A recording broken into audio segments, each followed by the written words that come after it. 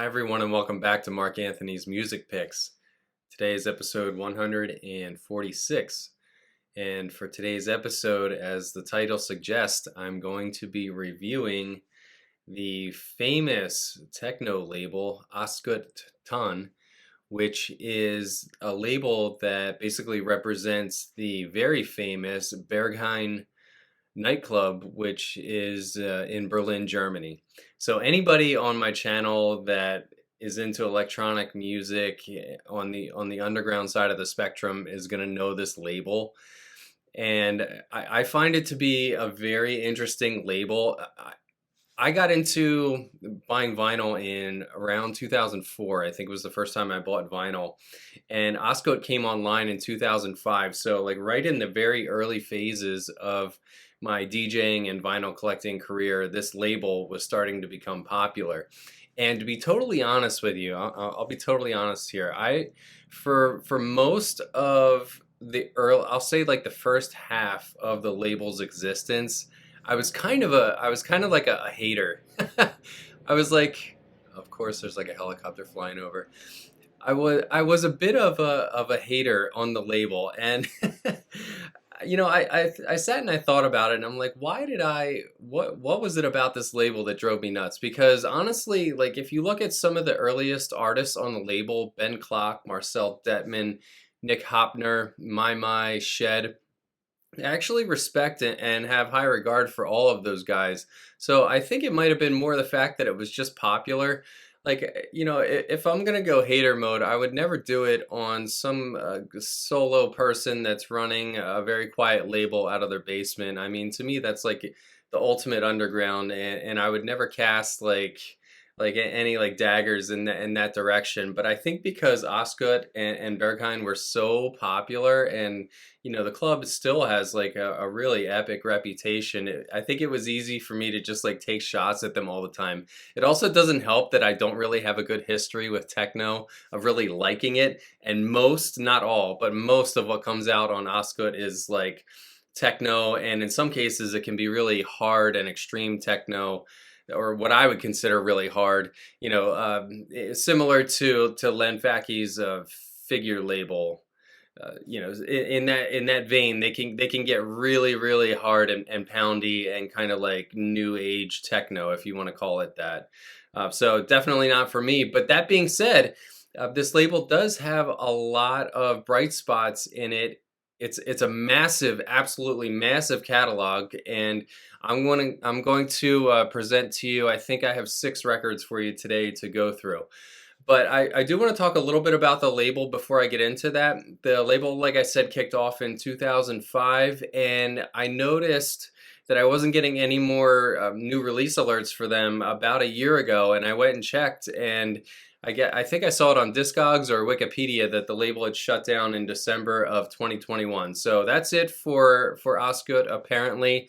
I really would not be surprised if they came back and did reissues, because if you look through the catalog, there are a lot of the records that are still in demand and up above $50 in price in some cases. So I really wouldn't be surprised if they use their licensing power and their pressing plant connections to just come back in and do like a whole nother set of old reissues, kind of like Perlon did last summer, where they just did like a big sweeping 30 vinyl repress.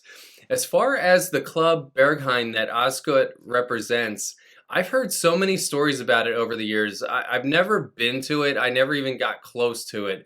So I only can go by what I've heard, what I've seen on forums, what I've seen on Facebook, what I've seen on YouTube. It sounds like it's a really extreme environment, right? It sounds like the crowd is extreme. It sounds like the vibe is extreme. It sounds like the drug use is probably extreme. The sex that occurs in the club is extreme.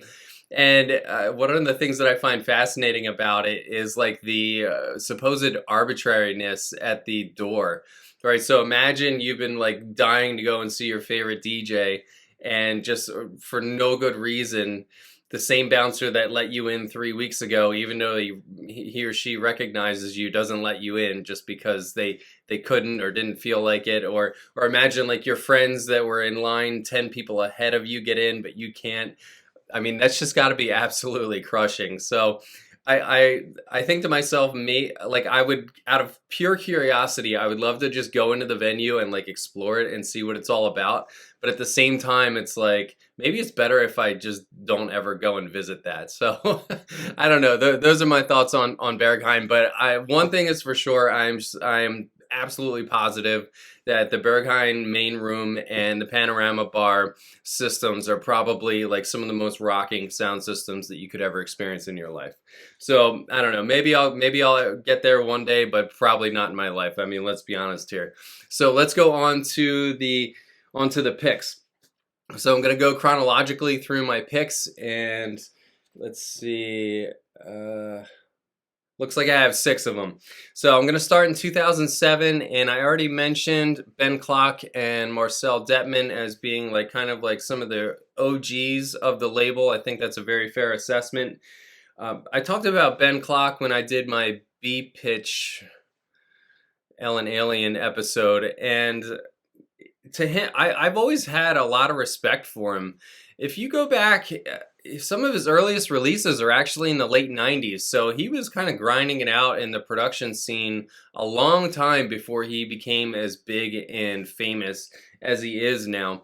And you can go back and look at some of his real old tracks like on B-Pitch, or there's one that's called Earthquake that had a pretty cool concept to it. I've found, like, especially in his old releases, they're just really interesting. I mean, they're undeniably techno, but they're not formulaic in any way.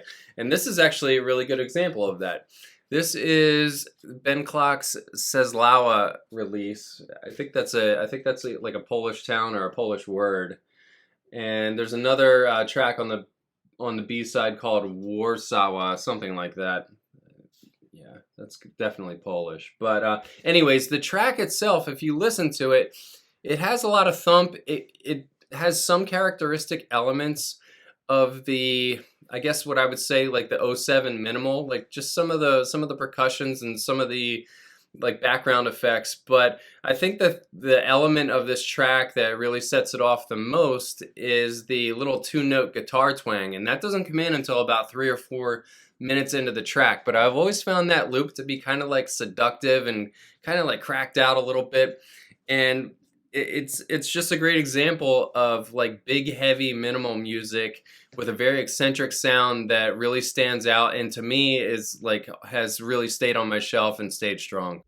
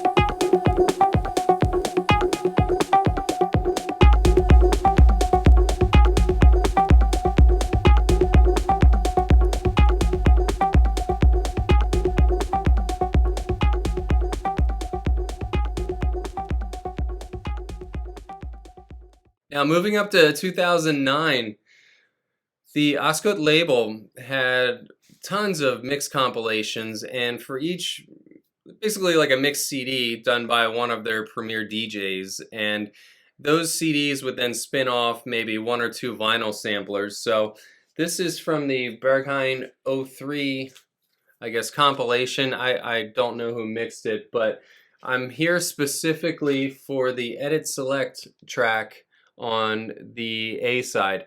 Now, this Edit Select, I went and looked at Edit Select in my Discogs, and this is the only track of his that I have. And that's not because I don't like him. I think it's just more of the type of techno that he makes normally is not in my wheelhouse. But this track, Bauer, here, I really, really love this. And I when I think back on my vinyl buying career, there are there's probably like 10 or 15 instances of me selling a record and then like really regretting it. And this is one of them. I don't know why I originally got rid of this. Maybe it got up to like 30 or 40 bucks and I was tempted to sell it, but I ended up buying it back recently, ironically, from my friend Ryan Bauer. Um, who informed me that the word Bauer actually means farmer in German. But the reason I love this track, first of all, it's like 9 or 10 minutes. So any track with a long duration gets my attention. I'm at least like gonna give it a try because I like when people make long, well thought out journeys. And for this track, Bauer, I mean, to me, it's just straight up power minimal. From the very first moment that you drop the needle on that record, I mean, it's just a big kick, big bass line. And in the background, you're sort of treated to like a apocalyptic drone sounds, and it just sounds like the robots of maybe like Terminator have taken over. Like there's kind of like gas jetting, and it just sounds like something went wrong on planet Earth, and you're just sitting there witnessing it. But nothing but darkness and pure evil coming through in this, and that's why I love it.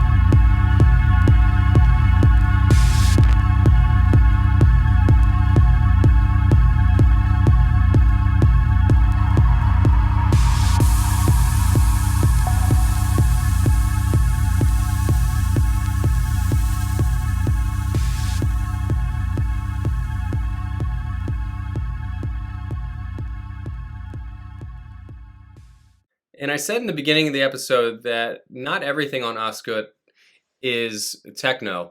In fact, the Berghain main room, as I understand it, I mean, I've never been there, so this is all just from what I gathered, but that was the main techno room, and Panorama Bar was supposed to be for house sets. So that being said, there's a Panorama Bar series, and no surprise, it includes some houseier influences on it.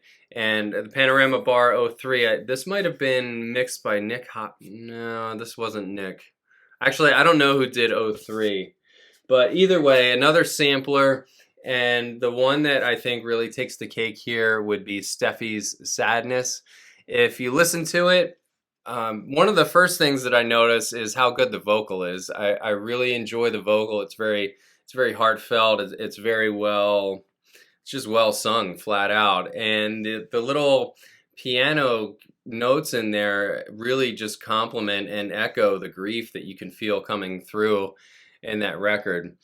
So it's kind of it's a, I would say, like almost like a house music masterpiece in some ways. It's simple but really good. I think from a DJing perspective, you have to be a little bit careful what you play with that.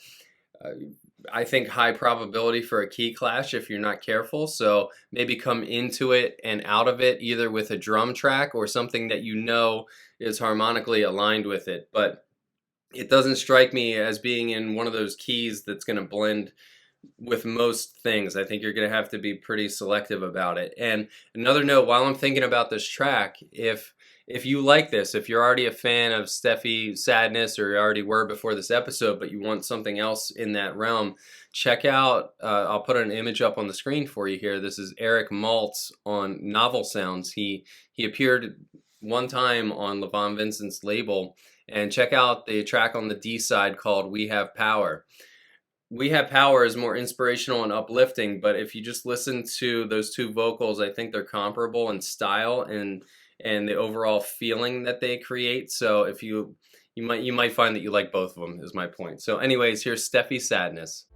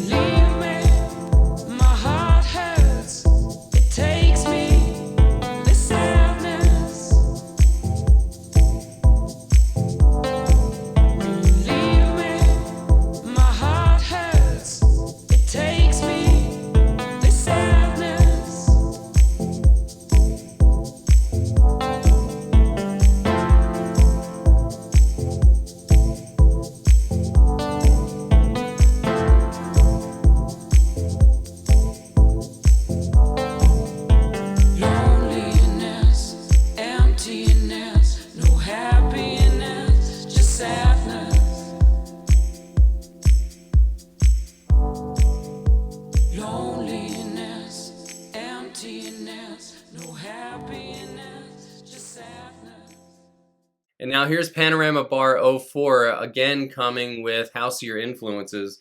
This was mixed by Nick Hoppner, I'm sure of that.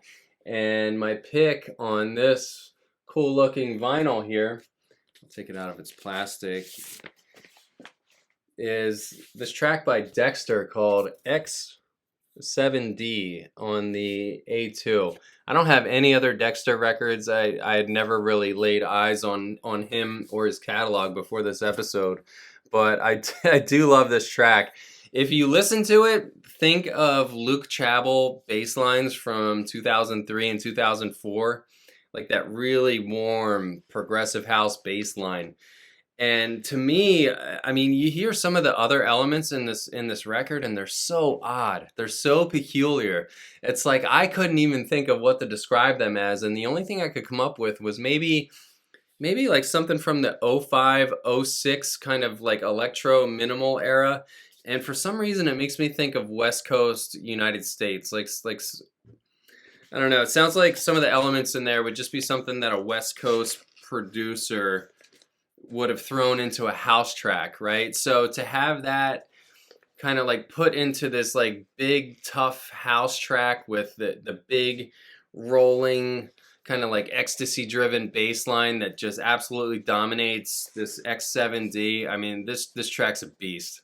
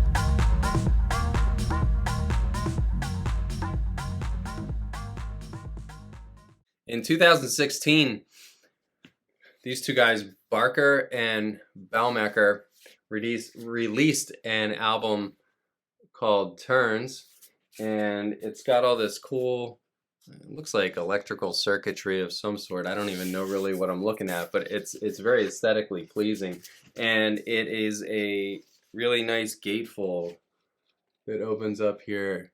Really nice gatefold. I got this used, but it's actually in really good shape. And you know, sometimes on Discogs I'll just buy buy releases based on reviews and kind of take a chance on it, you can really get burned with that, because sometimes you'll just be thinking, well, why did this person say this is the best album of the year or the best album in their collection? And you listen to it and you're just like, I don't get it at all.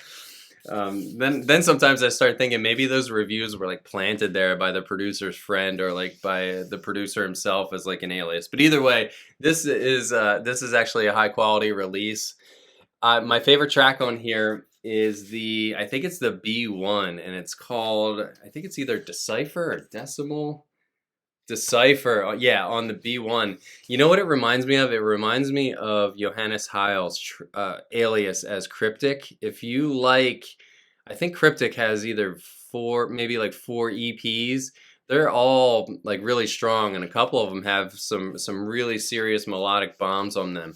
But if you like that type of like heavy techno juxtaposed with like very sparkly, twinkly musical melodies, I think you'll really like this track.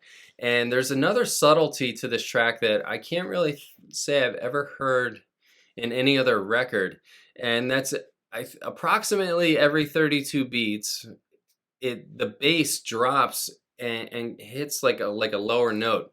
So it almost sounds like if a DJ was working a crowd and like repeatedly but consistently was cutting the bass and then bringing it back in full force, and like every time he does that, the crowd goes like ooh ah, right, and you hear like a buzz kind of like go through the room. That's the effect that I imagine this track would have on a peak hour crowd, like people that were really into it and it's like 2-3 in the morning and things are just like kind of like coming up and you can feel like the energy in the room just kind of like swirling. This would be a track to just really drive it home and just send people off into like outer space.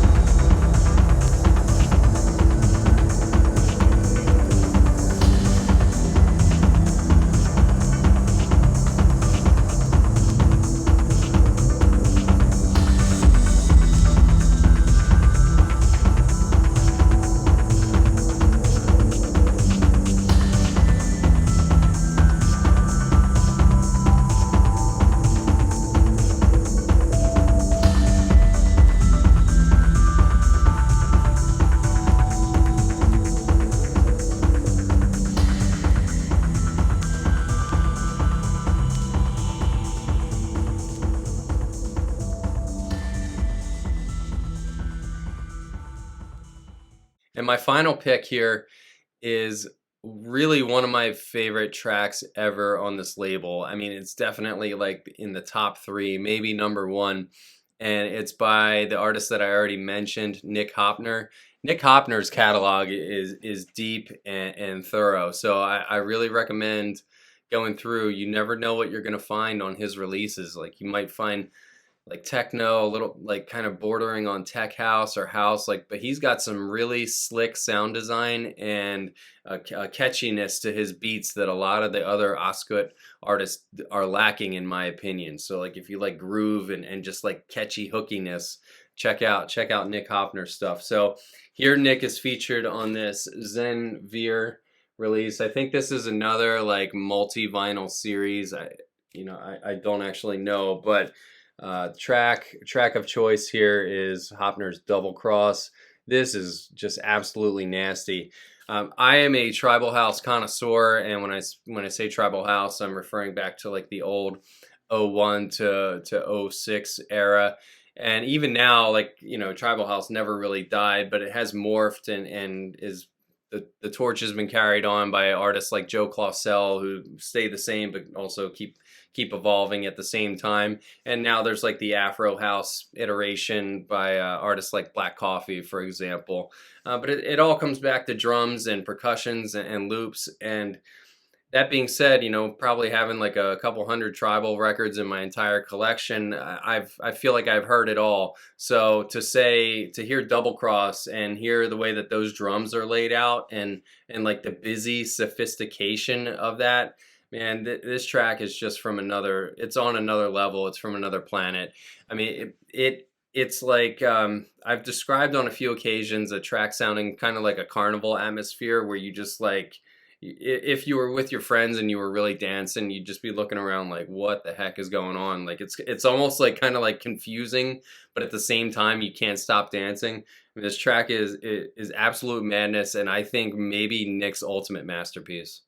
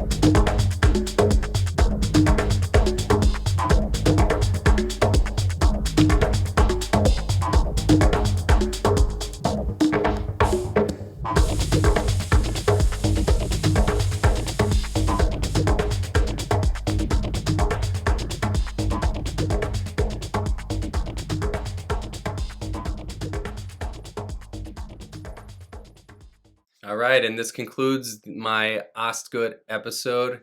I hope you've enjoyed this. If you have any Ostgut picks, feel free to drop them down in the comments and let me know what you think about my picks. Yay, nay, are some of them good? Are they all great? Let me know, and I'll see you next time. Take care.